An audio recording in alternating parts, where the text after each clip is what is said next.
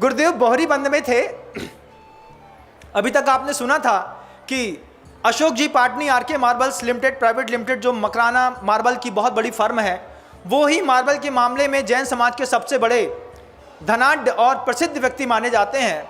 लेकिन जब हम लोग बोहरीबंद में थे तो बोहरीबंद में जैन समाज की एक और बहुत बड़ी मार्बल की फर्म आई।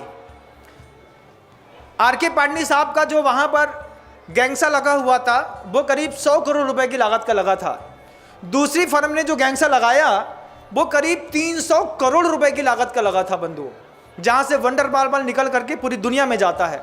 उस पुण्यान व्यक्ति के पुण्य का क्या कहें कि बगल वाली धरती में कुछ नहीं है, सिर्फ चूना से लाइन खींची है और उसके बगल में जो पत्थर निकलता है उसका कीमत 35 रुपये स्क्वायर फीट, और चूना की लाइन खींचने के बाद यहाँ से जो पत्थर निकलता है उसकी कीमत विदेशों में 1300 रुपये स्क्वायर फीट। ये पुण्य का खेल। वहाँ पर बोहरीबंद में हम लोगों का प्रवास चल रहा था, 2010 की बात है, और CVL कंपनी थी, शायद RCL कुछ ऐसे करके कंपनी का नाम था। उसके मुखिया जो जैन थे वो गुरुदेव के पास दर्शन करने के लिए बोहरीबंद पधारे। तो पहली बार मैंने वहाँ पर एक साथ लगी हुई जैगवार कार 7-8 एक साथ देखी, एक साथ कारें देखी, और कारें देखने के साथ देखा कि कोट पैंट टाई पहने हुए वेल एजुकेटेड स्मार्ट गजब के दिखने वाले एक साथ जैगवार से निकलते हुए 15-20 लोग, उसके बीच में उनके सेठ जी निकले। सेठ जी के चारों तरफ भीड़ चल रही है, कोट पैंट पहन करके लोग चल रहे हैं, और गुरुदेव वहाँ पर पीछे बोहरीबंद में पीछे संत निवास के पीछे जगह थी, वहाँ पर हम लोगों को प्रवचन सार की चारित्र शुल्का पढ़ा रहे थे। चारित्र शुल्का का हम लोग का स्वाध्याय चल रहा था, और इतने में ये पूरी भीड़ यहाँ से होकर के सामने पहुँच गई। गुरुदेव की दृष्टि उन व्यक्ति के ऊपर पड़ गई और पूरी भीड़ के ऊपर पड़ गई। गुरुदेव ने देखा और चुपचाप प्रवचन सार कुंद भगवान को सामने रख के उसमें अपनी आंखें लगा ली। लोगों ने काना फूसी करके उन्हें संकेत भेजे कि महाराज 300 करोड़ का से ऊपर का गैंगसा इन्होंने कटनी में लगाया है, मकराना राजस्थान में, मेरठ में, दुनिया भर में इनकी बहुत बड़ी बड़ी फार्म है, बहुत बड़े आसामी हैं। एक बार गुरुदेव से सिर्फ 15 मिनट का इनके पास समय है, बात हो जाती। सिर्फ 15 मिनट का समय था उनके पास, उनको कहीं आगे जाना था, आगे की उनकी फ्लाइट थी। गुरुदेव ने नज़र पलट करके दोबारा नहीं देखा उनकी तरफ, दोबारा नहीं देखा, और अपने ग्रंथ को हम लोगों को पढ़ाते रहे।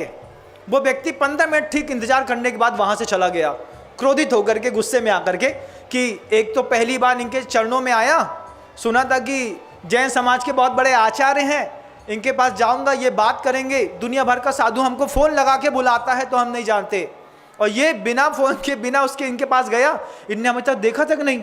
उनको आ गई गुस्सा आई, तमतमाए, चुपचाप वापिस हुए, वो चल दिए तो कोई बात नहीं, चले जाओ भैया, आपका काम था। गुरुदेव ने पलट के पूछा तक नहीं कि कौन आया था। 3 दिन और निकल गए। 3 दिन बाद वही व्यक्ति पूरा काम करके जब वापस लौट रहा था तो उस समय फिर गुरुदेव के दर्शन करने का उसका मन बना कि 3 दिन पहले 15 मिनट का इन्होंने समय नहीं दिया था, हो सकता है आज कुछ समय मिल जाए। दोबारा आए तो उनकी गुरुदेव से बात हो गई। गुरुदेव की बात, जब गुरुदेव से बात हो गई तो बात होने के बाद वो कहते हैं, उनके मन के अंदर रहा नहीं गया, गुरुदेव 3 दिन पहले आपके पास आया था और आपने मुझे 15 मिनट था मेरे पास, आपने सिर्फ 15 मिनट का समय मुझे नहीं दिया। गुरुदेव कहे उस समय मेरी क्लास चल रही थी, मैं श्रमण समुदाय को पढ़ा रहा था। बहुत धीमे शब्द में गुरुदेव बोले।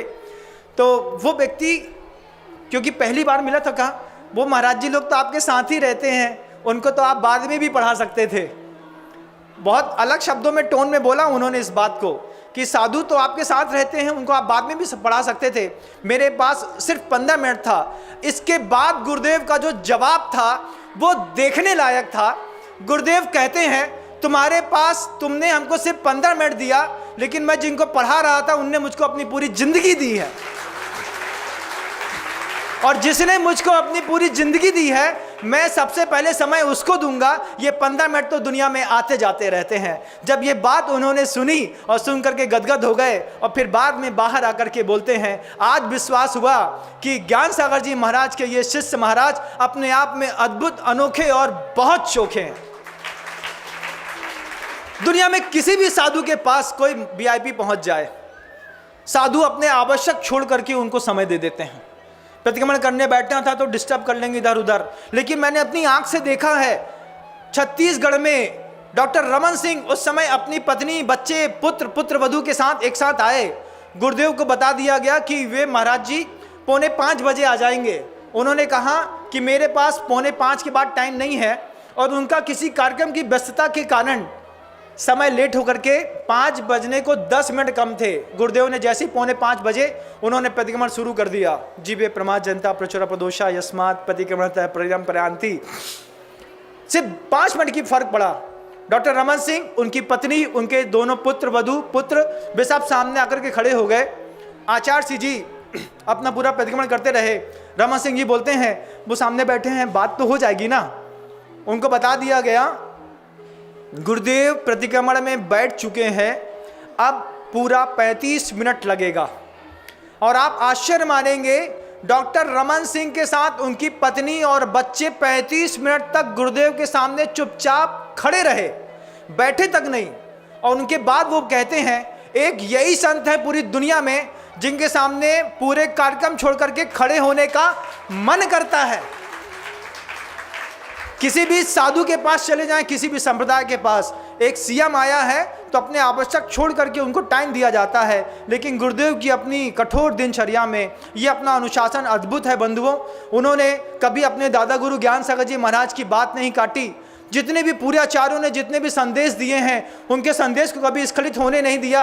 आज भी वे एक बहुत सजग प्रहरी के रूप में संस्कृति की स्थापना और रक्षा करने के लिए कटिबद्ध हैं। उनका संकल्प है, जब तक यह चंदन का पेड़ पूरा गिर न जाएगा तब तक चंदन पूरी दुनिया में खुशबू लुटाएगा। वे चंदन के पेड़ हैं गुरुदेव।